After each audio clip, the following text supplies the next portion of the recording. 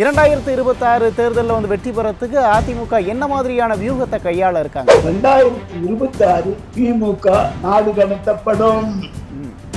26க்கு பிறகு அவர்கள் தேர்தலை நிறுத்த முடியாது. வெளிநாட்டினர் கூட வியந்து பேசுற அளவுக்கு அதிமுக பல நல்ல திட்டங்களை செஞ்சிருக்கு. இருந்தாலும் 2026 தேர்தலில் அதிமுக என்ன வியூகத்தை கையில் எடுக்க இருக்காங்க? இந்திய துணைக்கண்டத்திலேயே கூட்டணி அமைப்பது எப்படி, ஆட்சிக்கு வந்த பிறகு சுயாட்சி நடத்துவது எப்படி, அதற்கு என்னென்ன வகையான சேவைகளை பூர்த்திகளை மக்கள் சேவைகளுக்கு அது வேண்டிய அஸ்திரங்களை விடுவது என்பதெல்லாம் தெரிந்தவர் தான் இன்றைய எடப்பாடியார். சார், இப்ப 2026 தேர்தல் களம் எப்படி இருக்கும்? போலித்தனம் யார், ஒரிஜினல் யார்? கல்மேல் எடப்பாடியார் சொன்னால் அது கல்மேல் எழுத்து, ஸ்டாலின் சொன்னால் நேர்மேல் எழுத்து.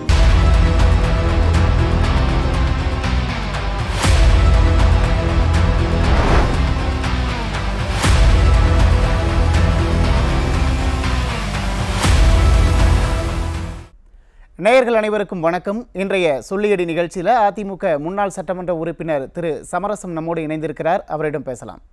சார் வணக்கம். சார் வணக்கம் சார்.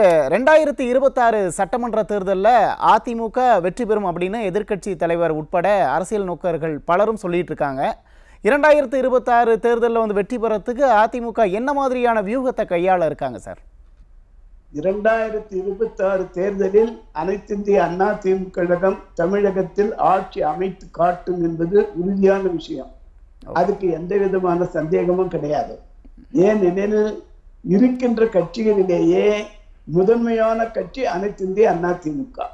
உலகத்தில் 7வது கட்சி, இந்தியாவில் 3வது கட்சி, தமிழகத்தில் முதலிடம் பிடித்த கட்சி நம்பர் 1.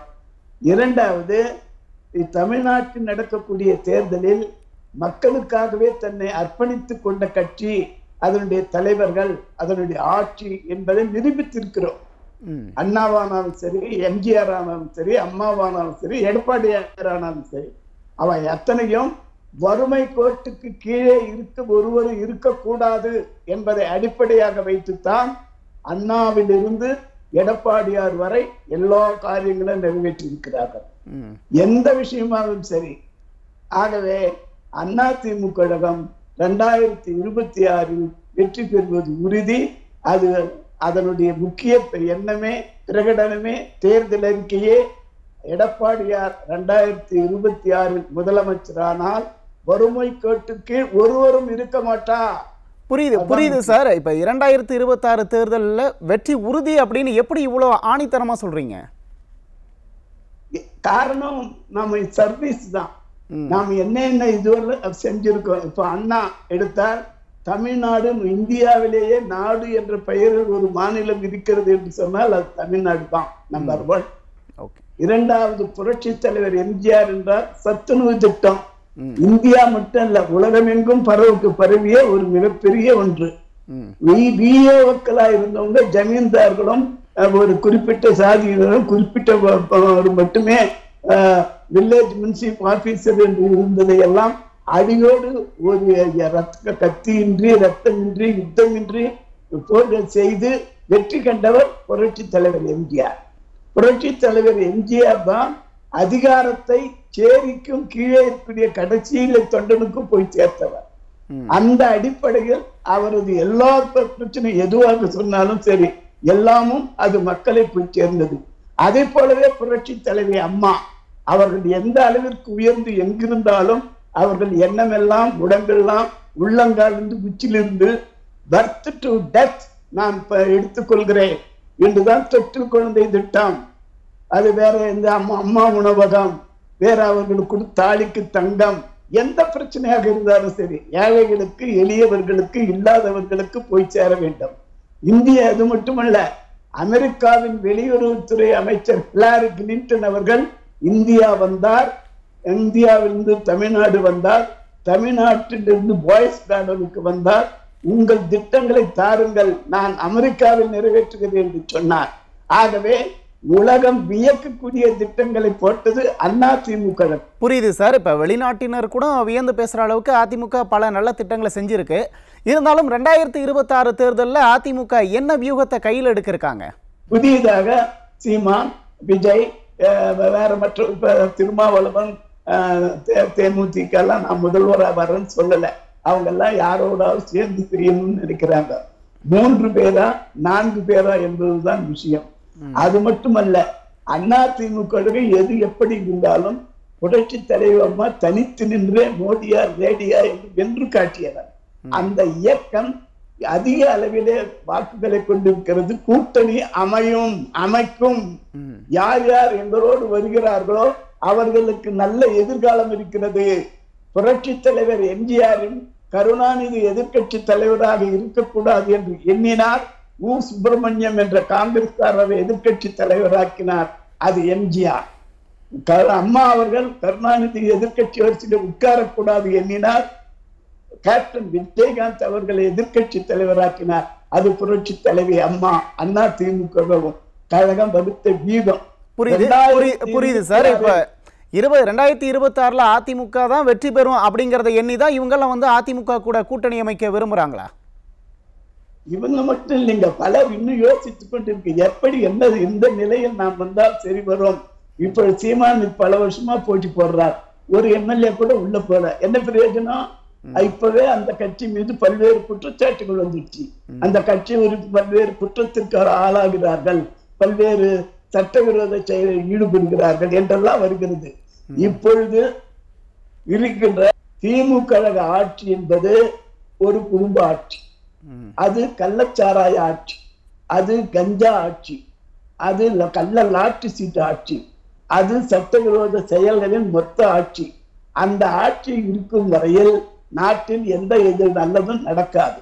இலங்கையிலே எப்படி ஒரு ஆட்சி குடும்ப ஆட்சி தவறு செய்து நாடு கடத்தப்பட்டதோ அதுபோல 2026 திமுக நாடு கடத்தப்படும். 26க்கு பிறகு அவர்கள் தேர்தலில் நிற்க முடியாது. அவருடைய சொத்து சுகம் எல்லாம் தீக்கா போல ஒரு அறக்கட்டளை உருவாக்கி அங்கே நிற்குமே தவிர அரசியலிருந்து வெளியேற்றப்படுவார்கள். திமுக மேல அதிருப்தி அதிகமானதுனாலதான் வெற்றி வந்து அதிமுக பக்கம் வரதுக்கு வாய்ப்பு இருக்கு அப்படின்னு சொல்லப்படுதா? இல்லைங்க, அது ஒரு காரணம். நாம் செய்த சாதனையே மிகப்பெரிய பலம். நாம் செய்த சாதனையே மிகப்பெரிய வெற்றிக்கு ஈடுபாடு. புரட்சி தலைவர் எம்ஜிஆர் உயிரோடு இருக்கும் வரை மனிதர். அவர் இறந்த பிறகு இறைவனாக இருந்த அவர் காப்பாற்றுவார், கட்சியை காப்பாற்றுவார், ஆட்சியை மீட்டு தருவார். மிக நல்ல எந்த காரியங்களும் நடக்கும். உலகம் உள்ள வரை, உலகில் உயிரினம் உள்ள வரை, அம்மா சொன்னதை போல 100 ஆண்டானாலும் இந்த கட்சி ஆட்சியை நிலைக்க வைக்கும், தக்க வைக்கும், மக்களுக்கு சேவை செய்யும். 2026 வந்து அதிமுக தலைமையில கூட்டணி எப்படி இருக்கும் சார்?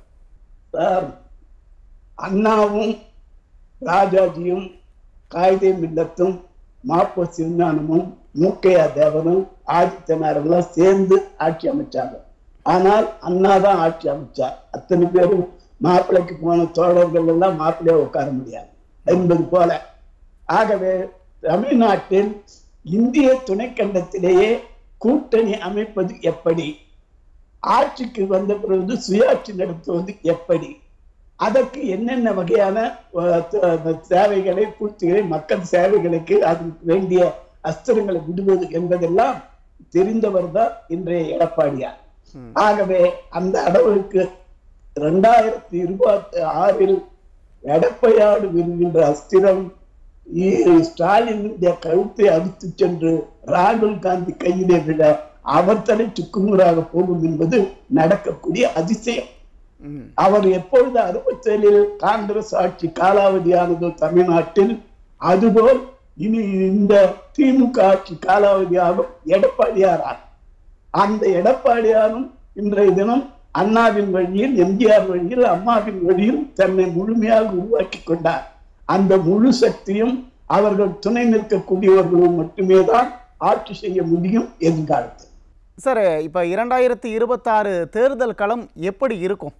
ஏற்கனவே நான் சொன்னது போல மிக துல்லியமாக அவங்க ஜோசியம் பார்த்தாலும் சரி, கணக்கு பார்த்தாலும் சரி, மக்கள் மன்றத்திலே போய் கணக்கு எடுத்தாலும் சரி, எந்த வகையில் உருட்டி பெரட்டி மாற்றி அவங்களுக்கு தெரிந்த வித்தைகள் எல்லாம் காட்டினாலும் சரி, போலித்தனம் யார், ஒரிஜினல் யார்? எடப்பாடியார் சொன்னால் அது கல்மேல் எழுத்து, ஸ்டாலின் சொன்னால் நேர்மேல் எழுத்து.